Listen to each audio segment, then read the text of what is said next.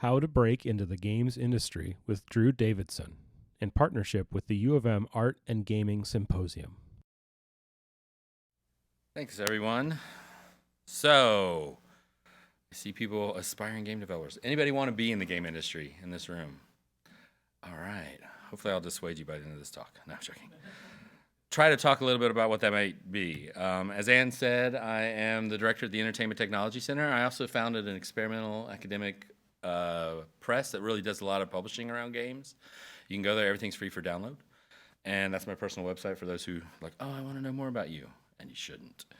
But we're going to talk about game development. We're going to go over like a field overview, talk about conferences and festivals, kind of like this, give you some ideas for lifelong learning. So for some of you, we're going to set the bar high right now. And then some pro tips, just some general stuff.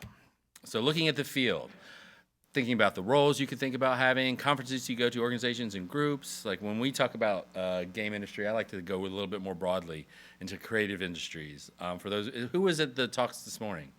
Panel and stuff. So some of you, okay, got some of you. Like Lori, who's sitting up front, was talking about how she's done a little bit of everything. I think everything but movies. So sort of like we often think about how do games relate within this thing of creativity that a lot of us enjoy. Like we like to play games, we like to watch animation, we like to go to theme parks. A lot of people and a lot of effort and energy and creativity go into creating all of that.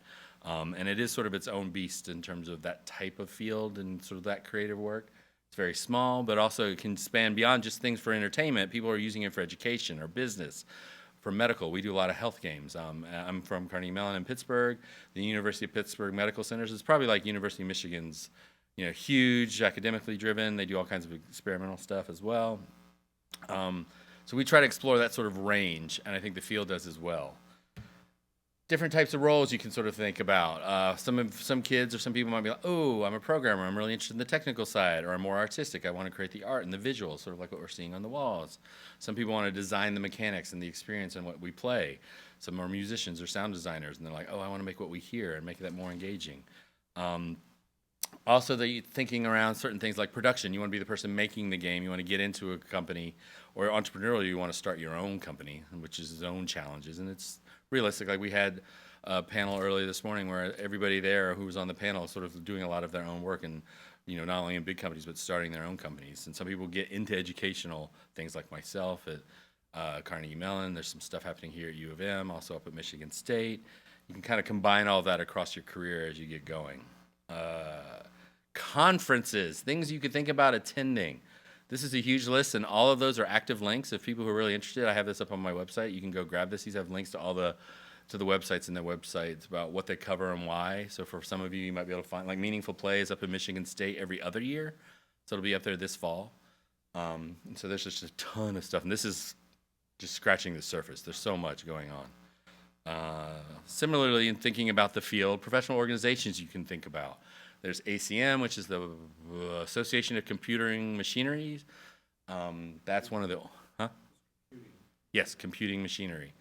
And they have certain SIGs like SIG-Graph, which focuses on graphics and animation. There's also SIG-Chi, which is user interface stuff. There's, dozens of SIGs though.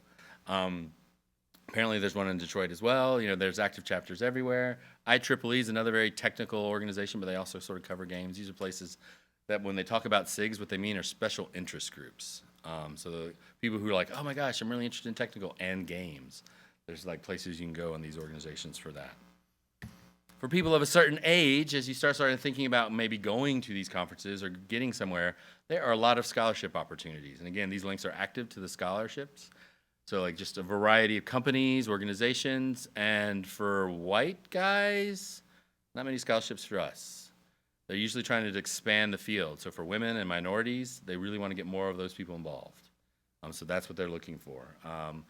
Volunteering opportunities, a lot of times you can volunteer and get involved. And volunteering is a great way to help a conference run. And then you get to meet a lot of people while you're doing that. So you can do that while you're at the organization.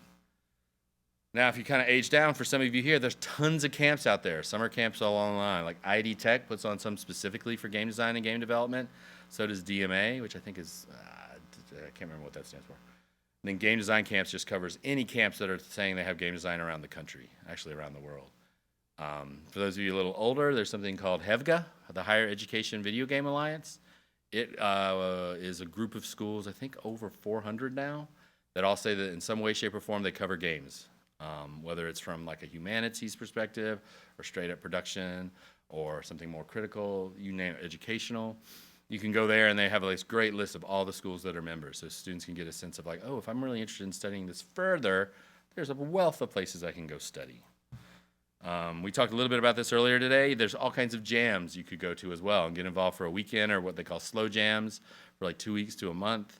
So these are, again, some great links. Of the top 3 are actually specific jams. The Global Jam happens at the end of January every year. The Train Jam is this wonderful experience where you get on a train in Chicago and you go to San Francisco for the Game Developers Conference, and you jam for the, I think, 54 hours that you're on the train, as everybody's. And this year, so many people did it, they got the whole train. So the whole train, which is game developers working together. And Ludum Dare is this online one that happens 2 or 3 times a year now. They're starting to rotate different times. The other 2 bottom links, Indie Game Jams and Game Jam Central, just gives you this range. You can go find out where they are and when. There's so many out there. It's a fun way to get together with people who care about games if you like games. Now, games are a lot of fun, but you also have to study.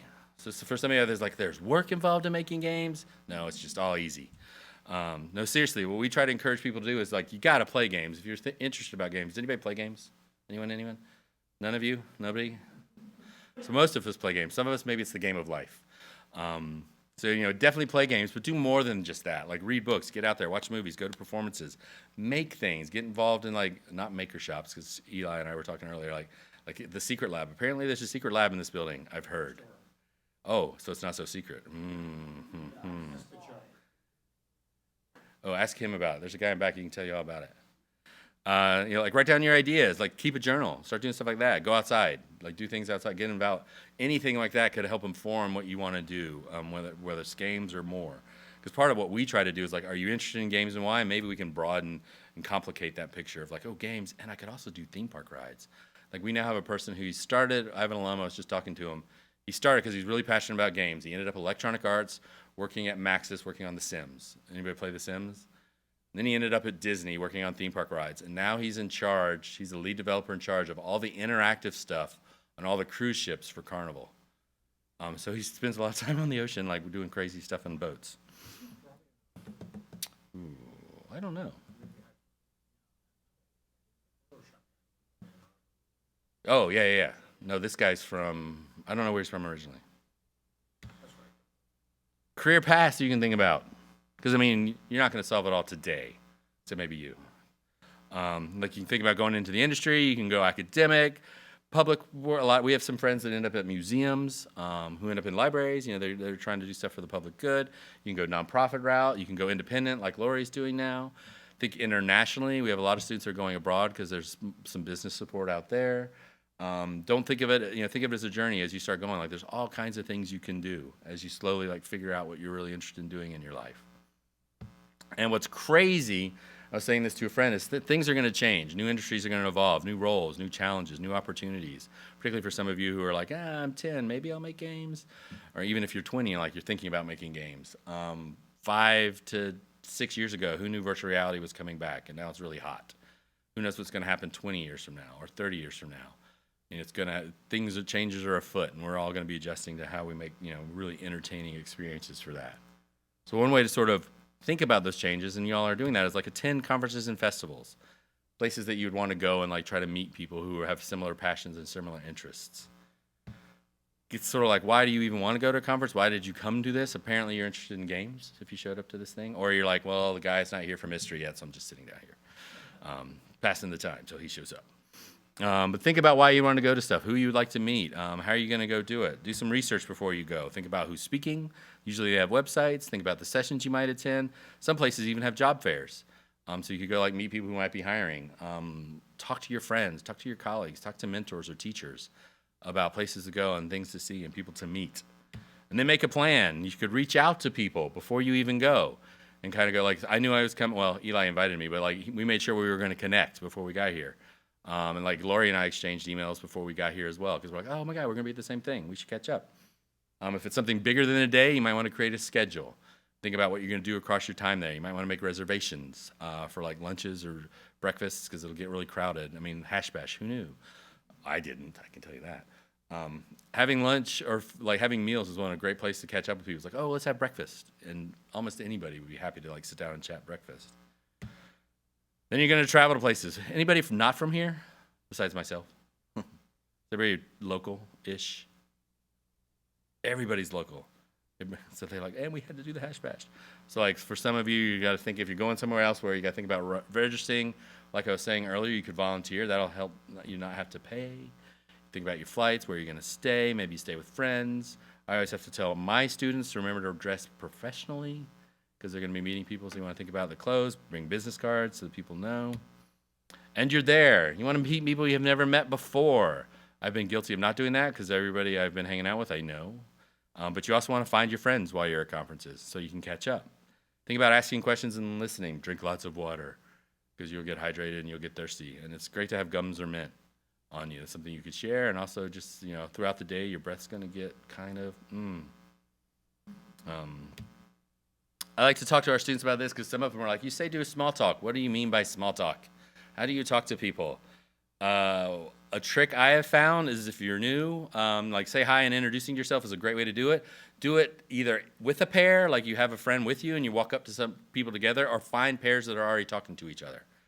So that like everybody's kind of small talking and networking at conferences anyways, and if you walk up, you can all of a sudden start talking to more than one person, and that's more comfortable than trying to find the one loner in the room like yourself. Jerry Seinfeld has this trick. I find it's useful in terms of asking questions. Ask questions with numbers as an answer. So like, how long have you worked at that company? How long is a day of work at your place? How many games do you play a year, do you think? It's just a way to get people to go, oh, well, I've worked at the company for 25 years. Well, what's that like?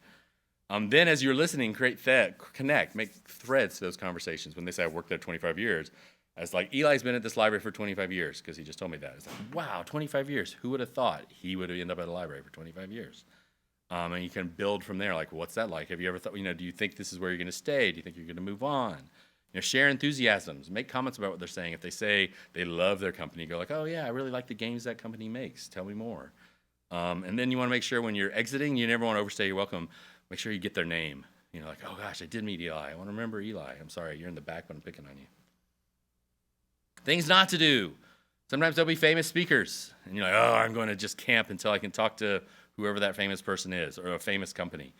They don't want to be like stalked at a thing. Don't dominate conversations. It's better if you've listened more than you've talked more. Don't overstay your welcome, and don't overindulge at parties. So kids, I'm talking to you. Not much juice. Don't overdo it on the juice. Well, for our students, it's like, don't embarrass yourself. Don't be that person. Is there pizza at the party? There's often food, yes. Might not just be pizza. Why? Do you like pizza?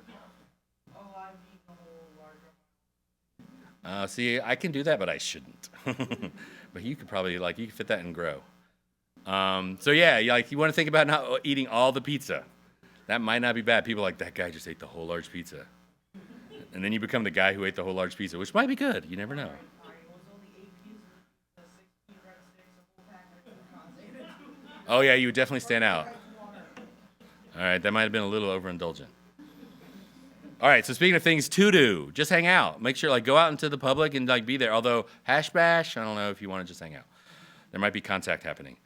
Follow social media. It's a great way to see what's happening out there. If you're on the Twitters or the Facebooks or whatever, it's one way to just see what's going on at a conference and see what's happening. Because sometimes there'll be like something like the Game Developers Conference, which is for devs. Sometimes they'll have little indie things happening that you won't hear about unless you're on the social media. Collect business cards and take notes on them. So if you meet somebody like, oh, I met Lori, and she and I talked about games. That way you'll remember when you follow up, like, hey, Lori, you and I talked about this really great game you're making about immigration, And then try to follow up and stay in touch with people, because that could lead to other stuff in the industry. So mostly what I'm saying is when you go somewhere, make the most of it. Make sure you sleep. Sleep is good. You don't want to run yourself ragged. Share information, with yourself, with your friends, with your colleagues. Be your best self while you're out there. You don't want to be the person let me tell everybody about how I eat all the pizza. Oh, I'm gonna remember that guy now. But most of all is enjoy the event.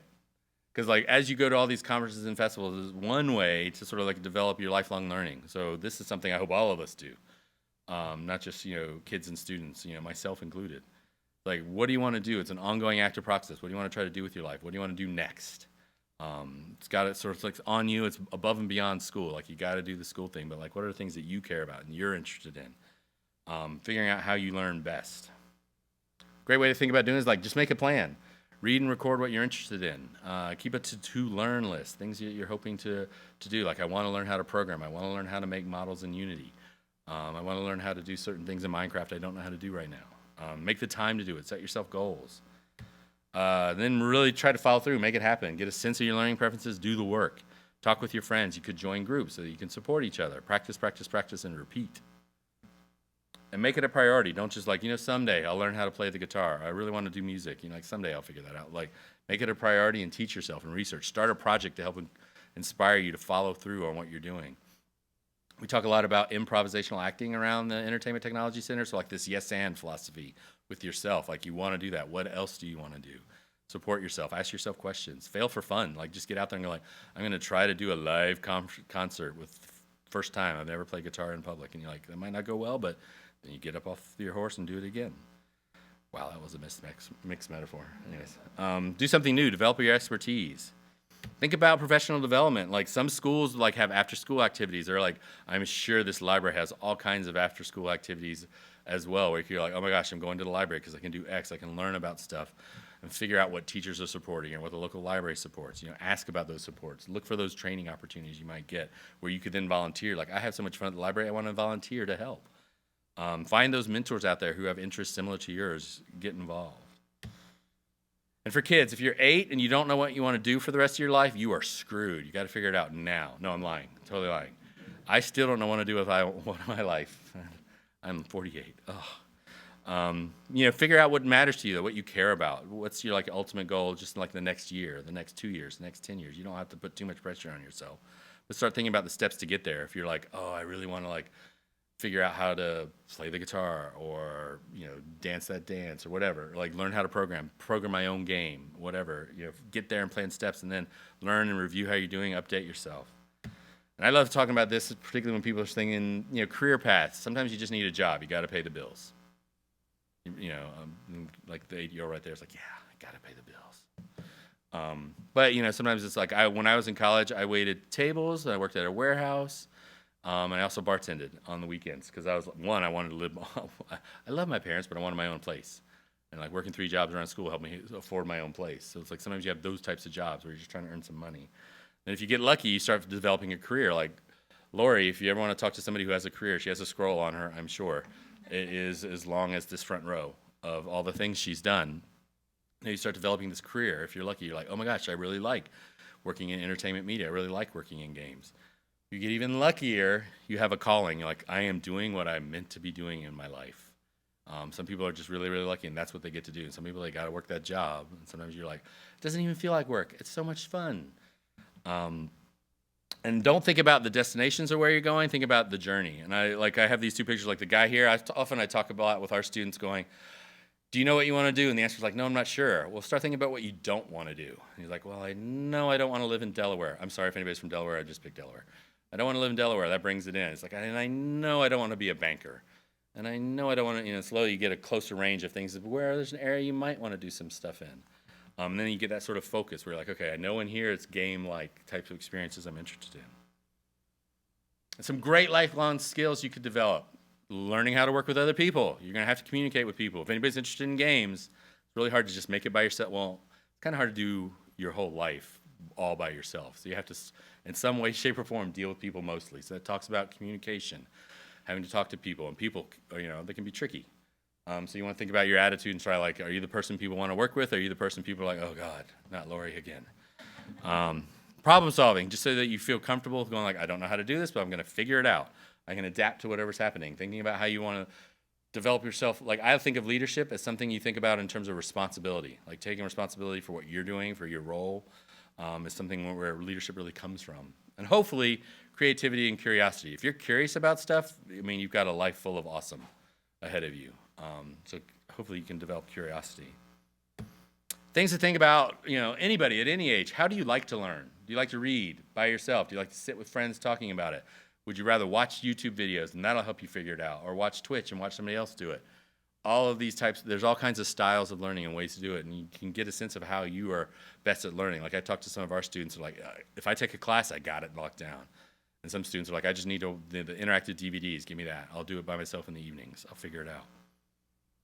And this all helps you learn about yourself. What are your interests? What are you concerned about as you start thinking about making games? Like the pay, where you live, think about the values you want to have. Because like Lori was saying, she's trying to make games that have meaning now, not just like, she's not just in it for the money. She's trying to make games that have, I think, a positive social impact. What are your strengths? What are your abilities? What are your achievements? What are your challenges? Because like that little picture says, there's your comfort zone. The magic happens when you start expanding yourself beyond what you feel like you know how to do. So this is like a great way to do it. And while you're doing that, did I go backwards? I did.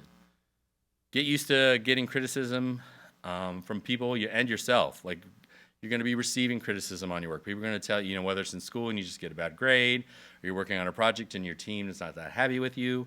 Sometimes you have to give criticism, telling people like what you thought of their work. Maybe it's great to ask for it as well. You're trying to make something, you're trying to get a sense if it works.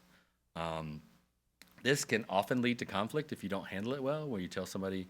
It's never nice to hear somebody that they don't like what you're doing. Usually it's not personal. When somebody says, I don't like what you're doing, it says more about their perspective than you and your work, but it's much more fun to hear, like, I do like what you're doing. So, think about how that could lead to conflict, particularly if you do it in front of people, like, you suck, in front of a group of people, that all of a sudden's asking for a fight. And as I heard people, like, you learn from your mistakes as you start making them. And continue to make them, and you develop a resiliency as you're like, oh, I'm just gonna pick myself right back up. What's that axiom? Sort of like, falling down is just an accident. Not getting back up's failure. And so, just get yourself back up and keep going. Like fail faster, keep experimenting, explore stuff when you're just doing it for yourself. Rapid prototyping is something we really preach around there. Like get your ideas out. Don't like hold on to an idea in your head and go, I'll figure this out. And when I figure it all out, I'll then do it. Like start really putting ideas out there and iterate towards really good solutions and really good ideas. I'm a big fan of doubt. Like question when people give you answers. Challenge the assumptions you're making. Work to understand something. Be open to changing your mind. I really believe in this quote: to be uncertain is to be uncomfortable, but to be certain is to be ridiculous. I'm always distrustful when somebody thinks they've got it all figured out. It worries me, myself included. It's like that's a great way to keep pushing yourself to grow. Is like to ask questions. And I think that also helps you keep curious. Ask those questions. Get actively engaged in the process. It's all about problem solving, figuring out how things work, whether it's people in a team dynamic or the motor you're trying to redo, your own robotics. Storytelling is a great way to figure things out. I think we as humans, that's how we just figure out experience in general. We tell ourselves stories and we tell each other stories to make sense of what's going on. We also do that by model making. Well, let me build this for you. I'll show you what I'm talking about, or I'll sketch it and I'll show you what I'm talking about. And again, it builds that sort of like improvisational yes and for yourself. Like keep asking that yes and question. So with lifelong learning, it's really, how do you learn? Ongoing. Keep doing it. Start now. It's never too late. What's that other great saying? When's the best time to plant a tree? When's the best time to plant a tree? 20 years ago. Second best time? Now. So start now. God, I wish I'd started 20 years ago. Well, it's too late. Never. No, it's now. It's a good one, right? All right, some pro tips, some best practices that we've noticed in terms of making games, getting involved. A big one, valuing diversity, getting people who are not just like you, working with people that aren't just your best friends. And when we talk about diversity, there's this whole range of gender, sexual orientation, ethnicity, socioeconomic, culture, religion, age, disability. Age is really big. We sometimes, we're a graduate program at Carnegie Mellon, so most everybody's in their mid-20s. Sometimes we get 50-year-olds, and I sit down and talk with them, so they're older than me. But I'm like, man, the thing that you do not want to do is think of them as kids, because they're 20-year-old young adults. And if they smell that you think they're kids, you've lost them as colleagues. And it's really hard. I don't want to be grossly stereotypical, but it's but I could be their mom. They don't want that.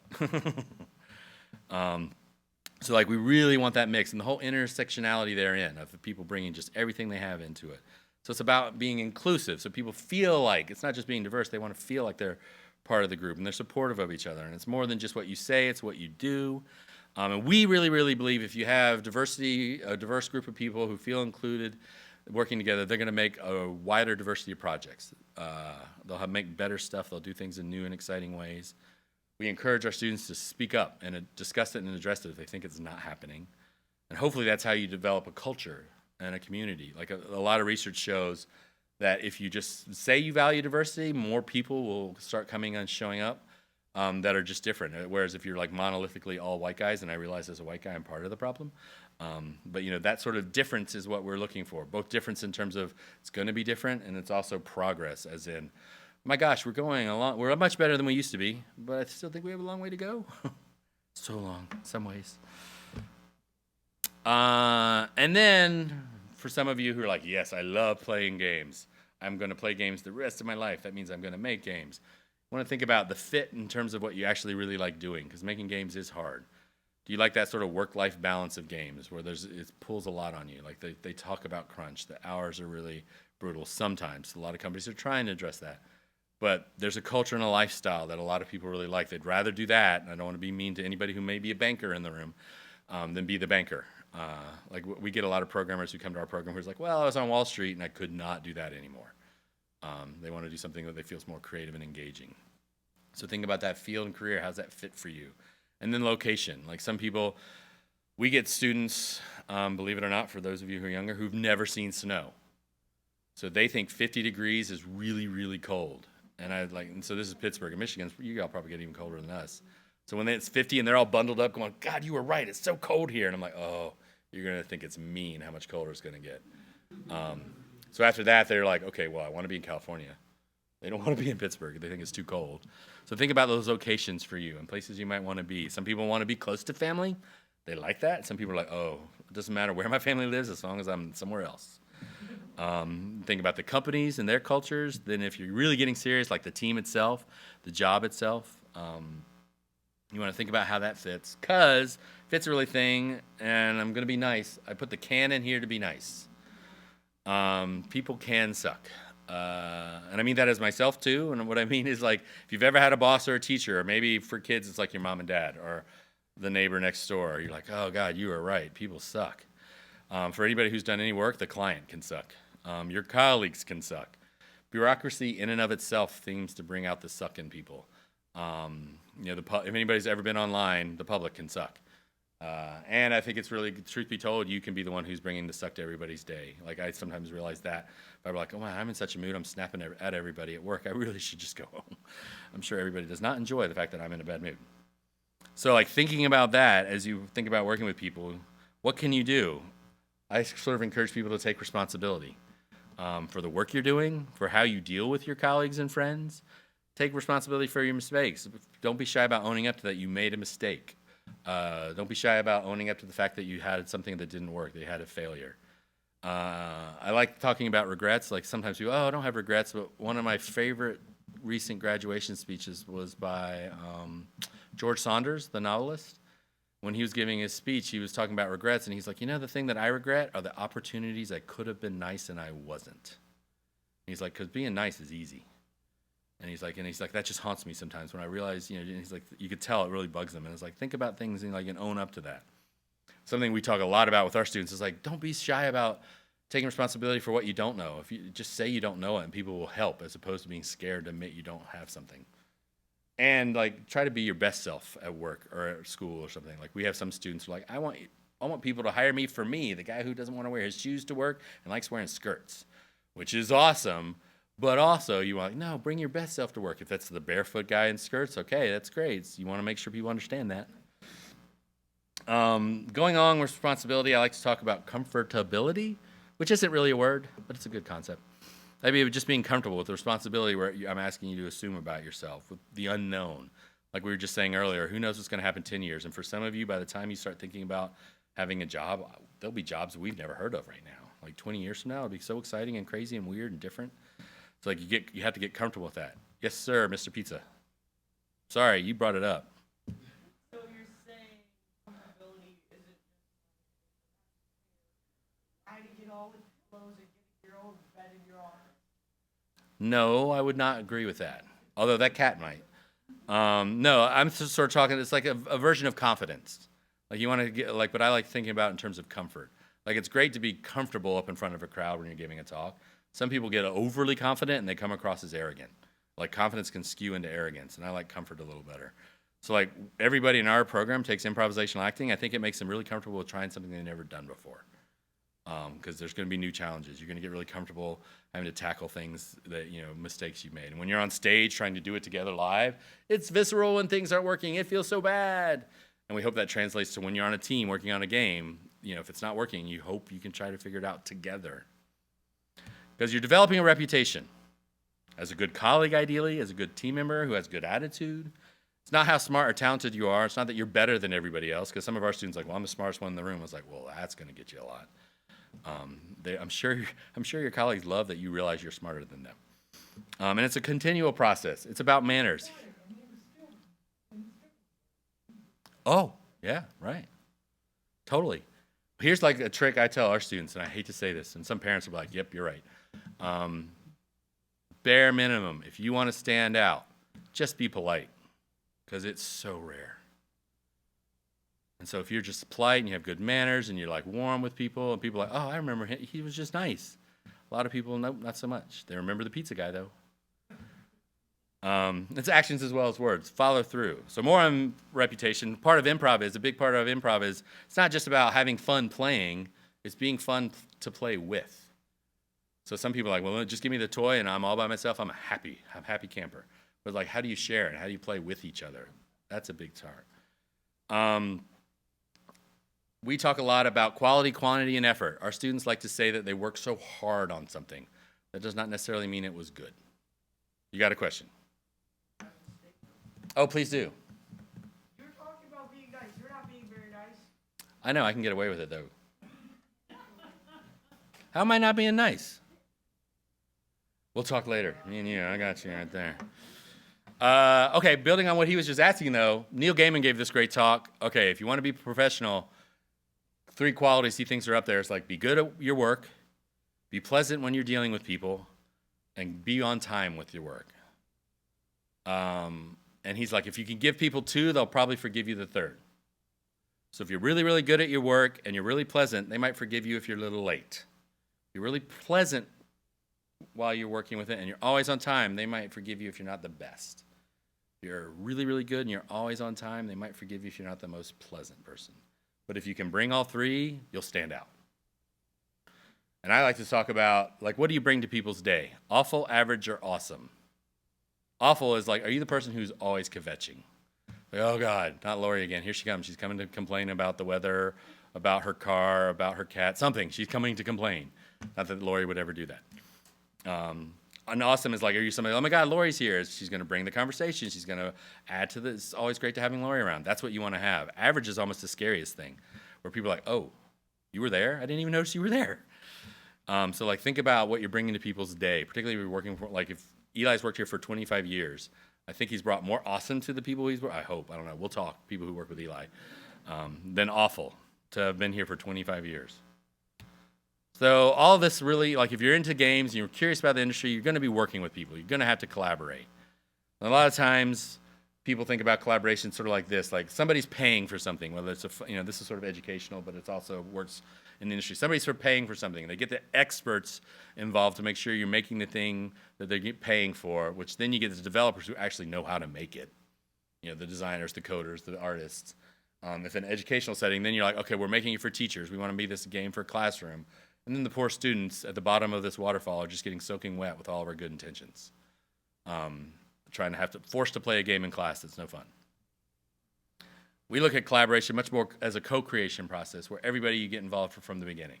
You want everybody together at the table so that they're working together. And that's a great way to think about making stuff in terms of creative process. So I kind of want to end with a little bit of a plea. More inclusive diversity is something I think all of us could strive for.